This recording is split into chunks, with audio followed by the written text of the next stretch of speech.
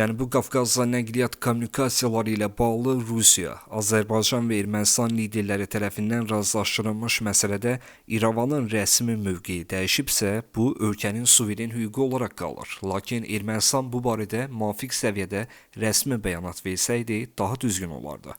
Bunu Rusiya Xarici İşlər Nazirliyinin rəsmi nümayəndəsi Mariya Zakharova keçirdiyi brifinqdə deyib. Onun sözlərinə görə, Rusiya tərəfi əmindir ki, qeyd olunan formatda hərtərəfli qarşılıqlı əlaqənin tezliklə bərpası təkcə Cənubi Qafqazın nəqliyyat logistika sisteminin modernləşdirilməsinə və onun Avropa ilə Asiya arasında iri miqyaslı yük daşımalarına inteqrasiyasına kömək etməyəcək, həm də Ermənistanın və bütün regionun sosial-iqtisadi inkişafının mühüm amili olacaq. Zakharova həmçinin xatırladıb ki, üç ölkənin liderləri arasında əldə edilmiş razılaşmaların tam şəkildə həyata keçirilməsinə Qərb ölkələrinin destruktiv təsiri mane olur. Bildiyiniz kimi, həqiqətən də çox mühüm olan bu məsələnin həlli üçün 2020-2022-ci illər ərzində əldə edilmiş ən yüksək səviyyəli üçtərəfli razılaşmalara uyğun olaraq Cənubi Qafqazda nəqliyyat və iqtisadi əlaqələrin blokdan çıxarılması üzrə ixtisaslaşmış üçtərəfli işçi qrupu yaradılıb.